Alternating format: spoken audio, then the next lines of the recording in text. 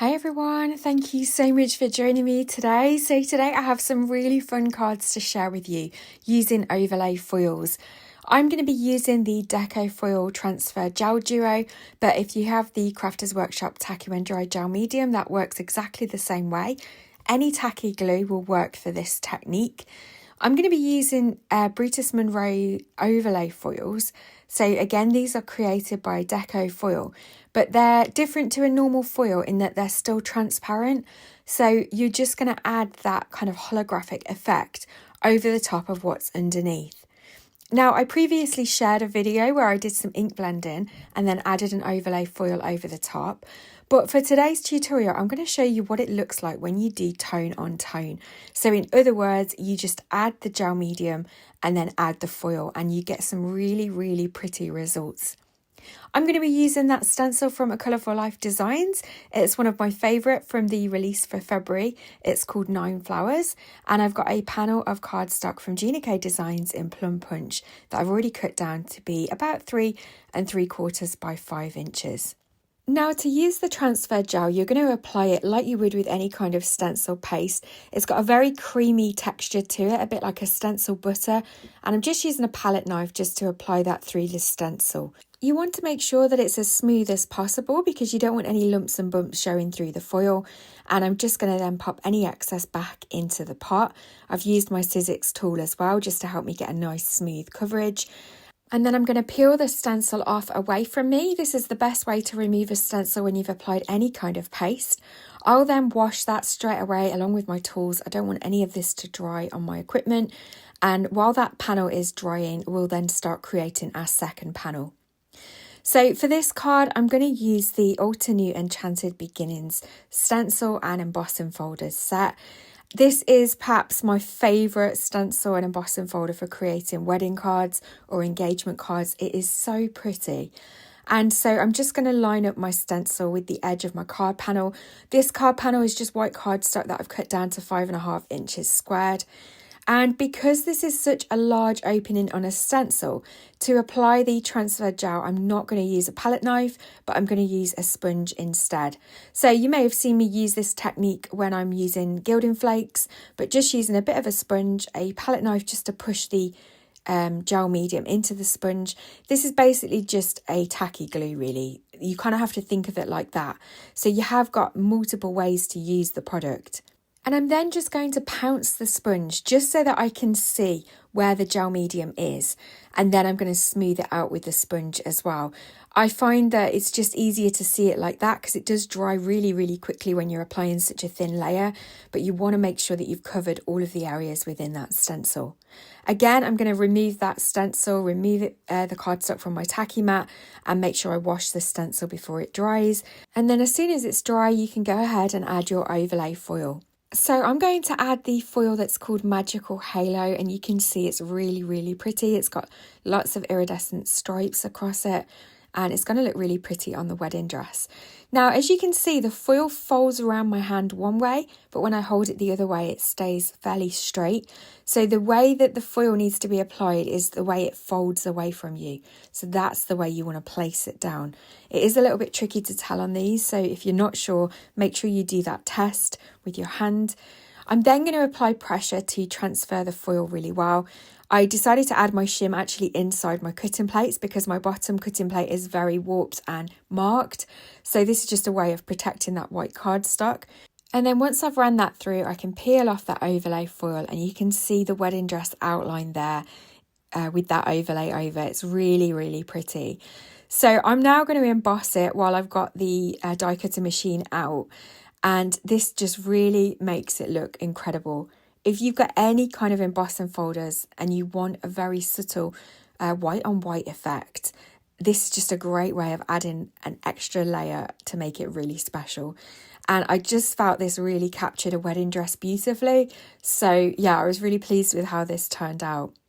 I'm running it through 3 times just to make sure that we've got a really good deep embossed impression. And then you can see when we remove it, that beautiful wedding dress. It looks like a satin sheen. Yeah, just really pretty. I really hope the camera's capturing the detail. So I'm now just going to add the extra stencil detail to the green, and I really love this design of the stencil. It's so easy to line up, especially when it's embossed. And I'm just going to use some Gina K Designs ink in Slate. So this is just a really dark grey. I'm just going to carefully apply that through the stencil, and I do just need to be careful with that little piece between the legs, because I have used this stencil a few times, so it's not maybe as firm as it was when I first purchased it. I have bent it back the wrong way a few times, so I'm just being really careful to make sure that I get a really crisp impression. I'm then going to add some black ink just to the shoe, and then I'm going to clean my stencil. We don't want to risk getting ink anywhere else on the card panel. So once I've wiped that off, we can then go ahead and colour in the bouquet. And for this, I'm going to use light spruce and dusty rose. Again, sorry, not dusty rose, light carnation for the flowers. Again, these are Gina K Designs inks, and they look really, really pretty together. I did have some dark carnation on my blending brush, so I ended up with a much darker floral arrangement than I anticipated, but it still looked really, really pretty. And then I'm just using a silver gel pen to add highlights to these little swirly sprigs that are on the bouquet as well. For the sentiment, I'm going to use a sentiment from the Gina K Designs Toss the Bouquet stamp set. And I'm going to use the sentiment that says, wishing you love and laughter forever after. It fits really nicely on the right hand side of that card panel. I will be heat embossing it with some polished silver embossing powder from Wow. So I've just used my anti-static bag on that corner. I'm applying some Wow embossing ink to the stamp, and then I'm just going to make sure that I've got a really crisp impression. I'm then going to add the silver embossing powder to the card panel, tap off the excess, and then we can put the powder back in the pot. Be sure to put the lid back on straight away so you don't risk knocking it over on your desk. And then I've heat set that from underneath, and you can see we've got a beautiful smooth embossed sentiment. I'm going to mount this to a panel of mirror silver cardstock that's just slightly bigger than my panel. My white panel is 5.5 inches, and I just added an extra 1/8 of an inch to the silver panel, and then I've added that to a 6x6 card base, and it looks really, really pretty. The shine on the overlay foil is so pretty, and it really does give that feeling of a wedding dress. So I was really happy with how that turned out. For the second card, now that that panel is dry, bear in mind it takes a little bit longer to dry when it's through a stencil, because obviously it's a much thicker application. The pot does say to allow for about an hour or until it's dried clear, but the overlay foil that I'm going to add to this is called Magical Sketch. So again, it's a slightly different effect. I'm just making sure that that's nice and smooth over the panel, and I just missed the very top right hand corner. So I'm just going to trim a little bit of the overlay foil off where it overhangs, and then I'm just going to place that over that top edge, just so that we make sure that we get the overlay foil on all the areas that have got the transfer gel on. And then in the same way, I'm going to run it through my die cutting machine. So again, I'm using the shim in between my plates just to protect the cardstock from my plate that's quite warped and quite marked. Once I've run that through, we can peel off the overlay foil, and you can see the beautiful design that it reveals. And so this is how it looks when you just apply the foil over the cardstock with the gel to get that really fun tone on tone holographic look. I think it's really, really pretty. So to turn this into a card, I'm going to round all of the corners off. I really like doing that. I think it just adds a really different touch to a card. I'm going to use an adhesive eraser just along the edge where I got some of the transfer gel overhanging. So that's just going to remove any extra adhesive.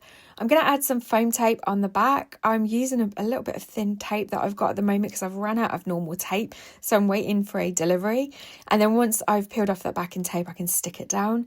For the sentiment, I'm going to use this die set from Concord and 9th Christina Warner. It's the thick and thin Hello dies. So I'm just going to use that lovely scripty thin Hello.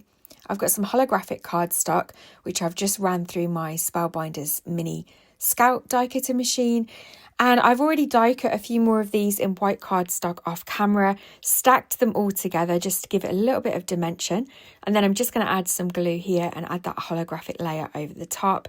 And I love the way these thin scripty dies look. Really, really pretty. I find using liquid glue just in tiny dots makes it really easy to stick it together. But of course you could use double-sided adhesive if you prefer. I just don't like the fact that I've got no room to make a mistake when I use that. I added a little sub-sentiment from the So Many Sayings stamp set, again from Concord and 9th. And that's the finished card. So as always, all the products that I've used today will be linked in the description box below. Please don't forget to hit the thumbs up button if you've enjoyed this video. Don't forget that you can hype it as well. It really helps small content creators get their video out there so that YouTube can recommend it to more people. Please don't forget to leave me a comment. Let me know which of these cards is your favourite. And if you're not subscribed already, then I'd really appreciate you hitting that subscribe button. And I'll look forward to seeing you in another video very soon. Take care.